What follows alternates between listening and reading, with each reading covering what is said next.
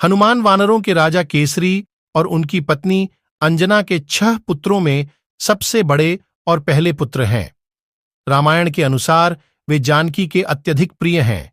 इस धरा पर जिन 7 मनीषियों को अमृतत्व का वरदान प्राप्त है, उनमें बजरंगबली भी हैं।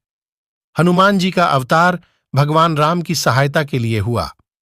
हनुमान जी के पराक्रम की असंख्य गाथाएं प्रचलित हैं। ज्योतिषियों के सटीक गणना के अनुसार हनुमान जी का जन्म 85,28,112 वर्ष पहले त्रेता युग के अंतिम चरण में चैत्र पूर्णिमा को मंगलवार के दिन चित्रा नक्षत्र व मेष लग्न के योग में सुबह 6:03 बजे भारत देश में आज के हरियाणा राज्य के कैथल जिले में हुआ था, जिसे पहले कपिस्थल कहा जाता था।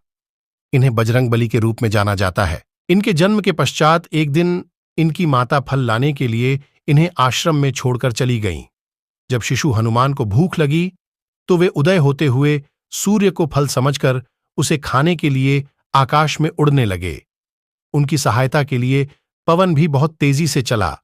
उधर भगवान सूर्य ने उन्हें अबोध शिशु समझकर अपने तेज से नहीं जलने दिया। जिस समय हनुमान सूर्य को पकड़ने के लिए लपके, उसी समय राहु सूर्य पर ग्रहण लगाना चाहता था। हनुमान जी ने सूर्य के ऊपरी भाग में जब राहु का स्पर्श किया तो वह भयभीत होकर वहां से भाग गया।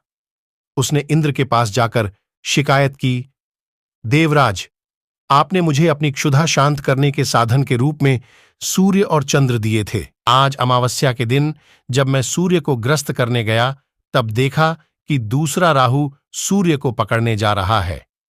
राहु की यह बात सुनकर इंद्र घबरा गए और उसे साथ लेकर सूर्य की ओर चल पड़े। राहु को देखकर हनुमान जी सूर्य को छोड़ राहु पर झपटे। राहु ने इंद्र को रक्षा के लिए पुकारा तो उन्होंने हनुमान जी पर वज्रायुध से प्रहार किया, जिससे वे एक पर्वत पर गिरे और उनकी बाईं ठुड्डी टूट गई। हनुमान की यह दशा देखकर वायुदेव को क्रोध आया। उन्होंने उसी क्षण अपनी गति रोक दिया। इससे संसार की कोई भी प्राणी सांस न ले सकी और सब पीड़ा से तड़पने लगे। तब सारे सुर, असुर, यक्ष, किन्नर आदि ब्रह्मा जी की शरण में गए। ब्रह्मा उन सबको लेकर वायुदेव के पास गए। वे मूर्छित हनुमान को गोद में लिए उदास बैठे थे। जब ब्रह्मा जी ने उन्हें जीवित किया तो वायुदेव ने अपनी गति का संचार करके सभी प्राणियों की पीड़ा दूर की। फिर ब्रह्मा जी ने कहा कि कोई भी शस्त्र इसके अंग को हानि नहीं कर सकता।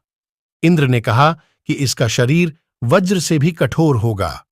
सूर्यदेव ने कहा कि वे उसे अपने तेज का शतांश प्रदान करेंगे तथा शास्त्र मर्मज्ञ होने का भी आशीर्वाद दिया।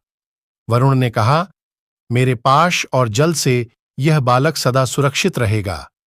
यमदेव ने अवध्य और निरोग रहने का आशीर्वाद दिया। यक्षराज कुबेर, विश्वकर्मा आदि देवों ने भी अमोघ वरदान दिए।